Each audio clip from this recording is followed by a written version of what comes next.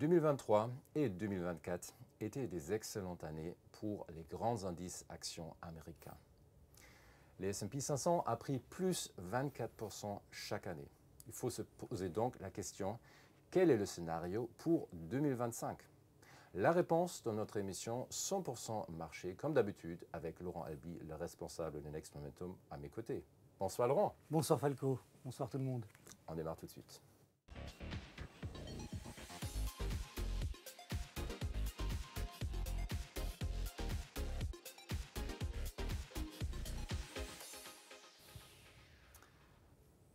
Alors Laurent, après ces fantastiques années 2023-2024, est-ce que tu t'attends à 2025 aussi pareil? Alors non, je ne m'attends pas à ce que 2025 soit aussi explosive que 2023 et 2024 sur les indices américains. Pour autant, je spoil un petit peu, je vous donne tout de suite la conclusion, on devrait toutefois continuer à observer une progression positive.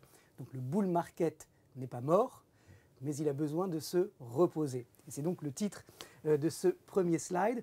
Et pour illustrer cette idée, on va commencer avec ce qu'on appelle communément la participation, avec ici la ligne en noir que vous avez à l'écran, qui représente la ligne plus haut annuel moins plus bas annuel, non pas des actions du S&P, mais de toutes les actions américaines. Alors, toutes les actions américaines, ça veut dire les actions, évidemment, du New York Stock Exchange, du Nasdaq et de l'American Stock Exchange. Il y a 3 bourses aux États-Unis, et donc on va prendre la totalité des actions qui sont traitées sur ces 3 bourses.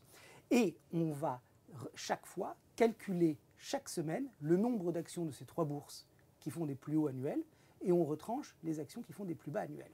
Et on a donc une ligne noire que vous voyez ici, qui est évidemment très justement corrélé à la progression de ce marché que vous voyez en gris en dessous, qui n'est pas le S&P, mais qui est le S&P équipondéré, pour encore une fois avoir une vue sur ce qui se passe sur l'ensemble de la cote de manière plus homogène que le S&P qui a été très bénéfiquement influencé par les GAFAM.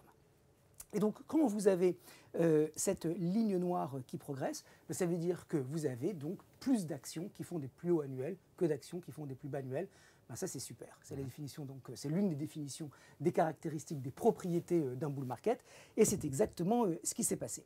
Alors, on voit que cette ligne avancée, donc moins déclin sur les plus hauts annuels, moins les plus bas, c'est un signal, elle donne parfois des signaux avancés, puisque tu le vois ici, elle commence à baisser, à repartir à la baisse, alors que le S&P équipondéré, lui, était toujours dans une phase de consolidation. De la même manière, ce qui est intéressant, c'est que le bull market aux États-Unis, il a commencé en 2022, octobre 2022, sur le S&P.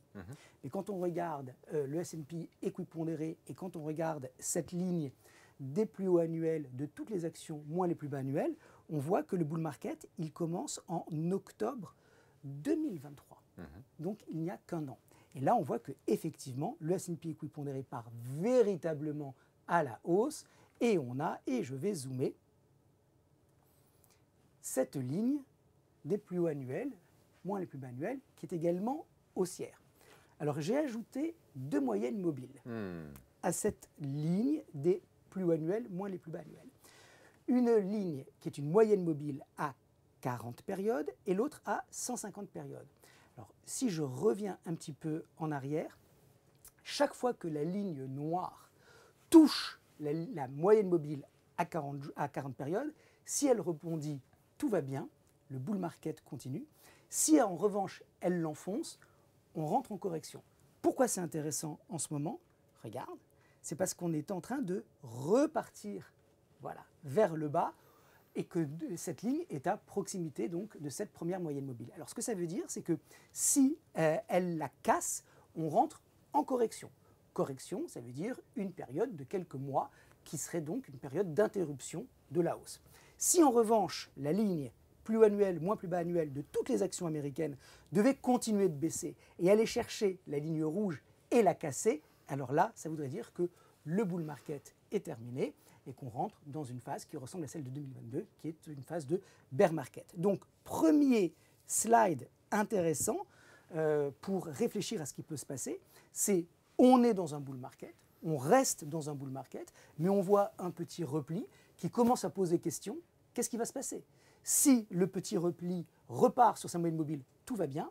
Si il l'enfonce, alors il va y avoir, à mon sens, une phase d'interruption de la hausse actuelle. Et c'est mon scénario, c'est que je m'attends à ce que la ligne noire casse sa moyenne mobile. Merci Laurent. Si on sort un peu maintenant de cette vue habituelle sur les S&P 500 annuels, chaque année, qu'est-ce qu'il a fait 2023-2024, et on essaye de définir des phases de tendance et aussi des impulsions, qu'est-ce que ça donne, Laurent? Alors, on va regarder un deuxième slide qui est toujours une analyse de la participation. Cette fois-ci, on va regarder les actions du S&P et on va regarder le pourcentage d'actions du S&P au-dessus de leur moyenne mobile à 200 jours. Pourquoi? Parce que c'est un signal avancé lorsque ce pourcentage d'actions du S&P au-dessus de leur MM200 passe sous 50%. Regardons ce qui s'est passé ici en 2015. On avait donc un S&P que vous voyez ici à gauche qui était dans une phase légèrement haussière. Quand on a eu le pourcentage d'actions du S&P qui est passé sous 50%, sous leur moyenne mobile à 200 jours, on a eu, tu le vois ici, une phase de consolidation corrective. C'est arrivé de nouveau en 2018. En 2018, quand le pourcentage d'actions du S&P au-dessus de leur MM200 est passé sous 50%, on a eu une entrée en correction intermédiaire. Ce qui est très intéressant, c'est que lorsque le pourcentage d'actions du S&P passe sous 50%, c'est le début de la correction intermédiaire. Ça veut dire qu'on n'est pas en retard. Si un investisseur avait comme règle de trading juste lorsque le pourcentage d'actions du S&P passe sous 50%, je sors, il le ferait à chaque fois au début de la correction. C'est exactement ce qui s'est passé ici en 2018. Vous voyez que là, on est sur le S&P tout en haut du marché, donc avant la phase corrective. Il y a eu de nouveau en 2020 le pourcentage d'actions qui est passé sous 50%. Regardez où est le S&P au moment où ça se passe tout en haut. Ici, début 2022, le pourcentage d'actions ici, là où il y a mon curseur, passe sous 50%. Regardez où est le S&P tout en haut. Et vous avez une dernière occurrence en 2023 où, là encore, le pourcentage d'actions au-dessus de leur MM200 est passé sous 50% et le S&P était au début, dans le premier tiers, première moitié de sa correction. Elle n'a pas été très importante. Alors pourquoi on regarde encore une fois aujourd'hui ce graphique? D'abord parce qu'il y avait un support à 65%. Le S&P continuait de progresser et chaque fois que on avait 65% des actions qui le composaient qui étaient au-dessus de leur MM200, ils repartaient à la hausse. Sauf que là, ce support a été enfoncé. Donc c'est un pré-signal de faiblesse. Maintenant, ce qui nous intéresse, c'est cette ligne ici à 50%.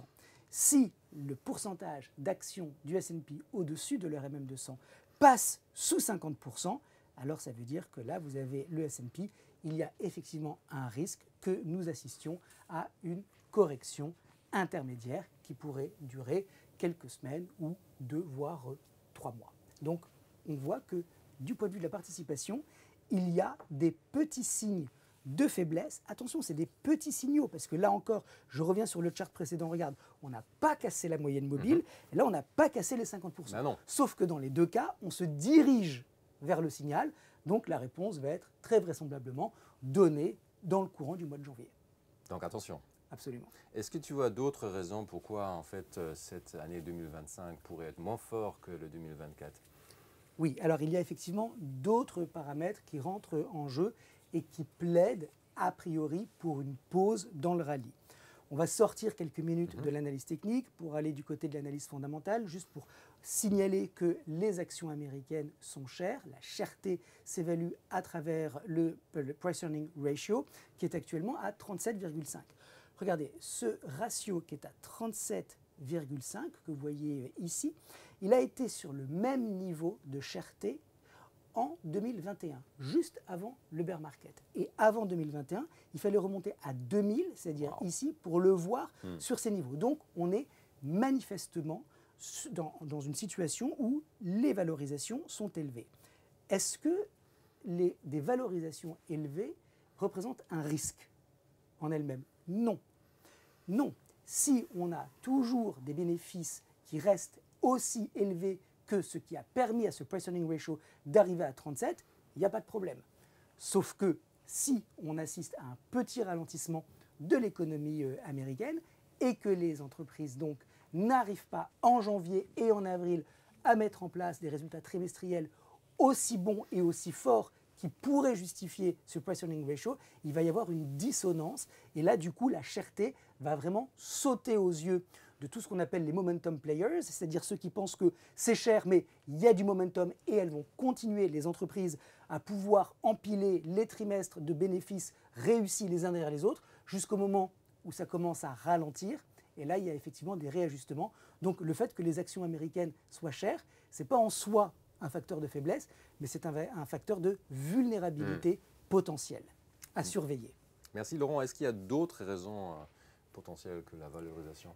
Oui, il y a un autre élément qui me soucie, c'est du côté du sentiment de marché. Alors là, on va sortir du marché action et on va regarder le segment obligataire.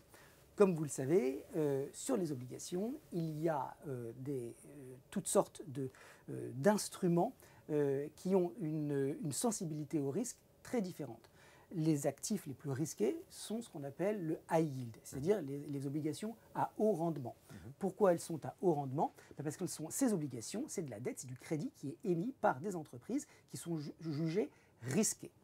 Donc pour que les investisseurs prêtent de l'argent à ces entreprises, il faut qu'elles leur assurent un rendement qui soit élevé, qui justifie le fait que le risque de défaut étant important, il faut que le rendement qui y soit associé soit aussi important. Et donc le crédit high yield génère en général des rendements qui sont élevés, beaucoup plus élevés que ce qu'on appelle le investment grade, c'est-à-dire le rendement d'entreprise, enfin, le rendement du crédit d'entreprise qui sont jugés sans risque, les Walt Disney, les Air Liquide, toutes les entreprises qui a priori ne doivent pas, on n'envisage pas qu'elles fassent faillite. Et puis les obligations qui sont le moins risquées, c'est les bons du Trésor. Les bons du Trésor américains, personne n'anticipe que les États-Unis fassent faillite. Donc, d'un côté, vous avez le high yield qui est très risqué, et de l'autre, vous avez les bons du Trésor américains qui ne le sont pas du tout. Et donc, dans un monde normal, vous devriez avoir le rendement du high yield beaucoup plus haut que le rendement de l'État américain qui ne représente aucun risque. Et bien là, c'est le contraire qui se passe. C'est-à-dire qu'on a tellement d'appétit pour le risque que les investisseurs continuent d'acheter des obligations qui continuent d'alimenter ce marché des obligations à haut rendement en payant ces instruments. Et donc, comme vous le savez, plus le prix d'une obligation est élevé, plus son rendement est bas. Je ne rentre pas dans le fonctionnement des obligations, mais il y a un coupon qui est fixé à l'avance au moment de l'émission de l'obligation, et ensuite, en fonction du prix, le rendement va changer pour que le coupon reste le même. Bon, donc, puisqu'on a des investisseurs qui payent de manière abondante ces instruments, les obligations à haut rendement, le rendement est très bas. Et il est tellement bas qu'il n'a jamais été aussi peu élevé depuis 2008 quand on le compare au rendement des obligations d'État. J'espère que vous me suivez. Absolument. Quand on a effectivement des rendements high yield, bons du Trésor américain, qui n'ont jamais été aussi proches, ça veut dire que l'appétit pour le risque, la confiance, la complaisance, j'ai presque envie de dire l'euphorie qui règne sur le marché, pas sur les marchés actions en particulier, mais sur le marché en général, est telle qu'on arrive sur ce spread qui est actuellement à 2,8. Alors, si maintenant on zoome un petit peu, alors avant de zoomer, ce que je voudrais vous montrer, c'est que chaque fois que ce spread a été vraiment au tapis et qu'il a rebondi, on a eu le S&P qui est rentré en correction. Parce que l'appétit pour le risque, il se manifeste de la même manière sur tous les instruments. Donc il y a évidemment une corrélation qui est négative entre ce high yield credit spread et le S&P.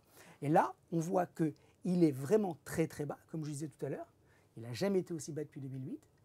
et il est en train de repartir à la hausse, mais il n'a pas encore croisé, là encore, une petite moyenne mobile que je lui ai ajoutée. Et donc, il n'a pas encore donné son signal, Non. il n'est pas encore passé au-dessus, mais s'il le fait, et que la participation continue de se dégrader, et que la confiance qui est excessive commence à se détériorer, on part effectivement dans un scénario de correction intermédiaire. Merci Laurent. Vous savez tous que l'année prochaine, c'est une année spéciale parce que c'est une année post-électorale. Oui. Ces années sont spéciales parce qu'on peut aussi les analyser de façon historique et il y a cette plateforme SeasonX qui nous permet de le faire en fait. Et qu'est-ce que ça donne, Laurent? Alors, c'est toujours intéressant de voir la saisonnalité sur le S&P en fonction des événements qui l'animent. Là, en l'occurrence, comme Falco vient de le rappeler, on est l'année prochaine en année post-électorale. Donald Trump va prendre donc sa mandature, c'est le 20 janvier. Et c'est intéressant de voir comment ça se passe les années où le nouveau président rentre en exercice depuis 48 ans. Je suis remonté jusqu'en 1976. Il n'y a eu que 12 années où il y a eu effectivement des années post-électorales. Alors, la première nouvelle, qui est bonne, c'est que les années post-électorales, a priori, si on se fie à l'histoire, sont positives. La progression moyenne est de 11%. Ça, c'est le premier point. Le deuxième point, en revanche, qui est tout aussi intéressant, c'est que si ces années sont positives, elles sont compliquées. Pourquoi ? Regardez ce qui se passe dans le détail sur les 12 années qu'on prend en référence depuis 1976. On voit qu'il n'y a que 4 mois de hausse sur les 12. Donc, pendant ces 4 mois-là, il ne faut pas s'endormir parce que c'est le moment où l'action se passe. C'est en l'occurrence en avril et en mai, ensuite au mois de juillet et ensuite au mois de novembre. C'est les 4 mois où on assiste effectivement à des rallyes. Janvier, février, mars, vous voyez à gauche de l'écran, il ne se passe pas grand-chose, voire on assiste à une correction à la mi-février. Ensuite, le mois de juin est un mois de correction. Les mois d'août, de septembre sont également des mois correctifs. Octobre est un mois de rebond. Novembre est un vrai mois de rallye. En revanche, en décembre, c'est une consolidation. Donc oui, les années post-électorales sont des années positives, mais ça ne va pas être un long fleuve tranquille. Il va y avoir a priori des séquences qui, si l'histoire nous sert de guide, peuvent effectivement être courtes, puisque je le répète, c'est avril, mai, juillet et novembre. Merci Laurent. Quelle est ton analyse si tu utilises la théorie des vagues de Ralph Elliott? Vous connaissez tous notre émission, j'espère, et vous avez peut-être déjà vu cette analyse du S&P 500 vague 4 de la 5, non? C'est ça? 4 de la 5? Absolument, oui, absolument. Voilà, donc effectivement, c'est le moment de faire des projections. On se donne évidemment rendez-vous l'année prochaine, Absolument. à la même époque, pour voir si Exactement. on a été bon ou pas. En l'occurrence, c'est vrai que tous les mois, nous faisons une émission sur les vagues d'Elliott en données hebdomadaires pour essayer de nous projeter sur quelques semaines ou quelques mois sur les marchés que nous analysons. Et je reprends donc l'analyse que je vous présente tous les mois sur le S&P, c'est-à-dire encore une hausse à venir, mais contrairement à 2024 et 2023 où la hausse aura été grosso modo de 25%, je m'attends à ce qu'elle soit moins importante l'année prochaine parce que justement on est en train de terminer ce cycle haussier de vague 5. Alors je ne vais pas refaire avec vous le décompte aujourd'hui parce qu'on le fait une fois par mois tous ensemble, mais simplement je vous remets le graphique. Donc ce à quoi je m'attends, c'est un début d'année un petit peu chaotique, voire correctif, qui devrait donc nous amener jusqu'en février, voire mois de mars. C'est la vague 4 dont Falco parlait. Et puis après, on devrait commencer la 5 de la 5, qui serait donc une phase haussière. Évidemment, ce n'est pas une ligne droite, il y aura des phases correctives, la 2 et la 4, que vous voyez ici, 2 correctives et 4 en consolidation, pour terminer la 5 de la 5. Alors évidemment, ce n'est pas le seul scénario elliotiste, il y en a plusieurs. C'est celui que je garde pour le moment. Tant qu'il n'est pas invalidé, c'est celui que je garde sous le coude.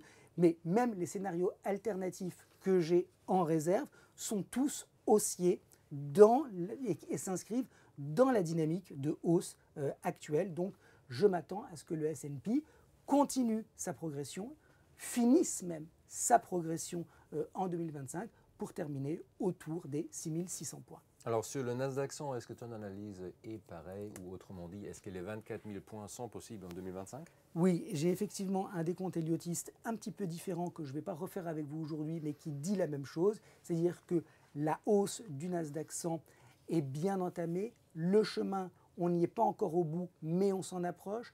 2025 devrait être encore une fois pour la tech US une bonne année, mais avec un rythme de progression moins important que ce qu'on a vu en 2023 et 2024, avec un Nasdaq 100 qui pourrait donc se trouver d'ici 12 mois autour des 24 000 points.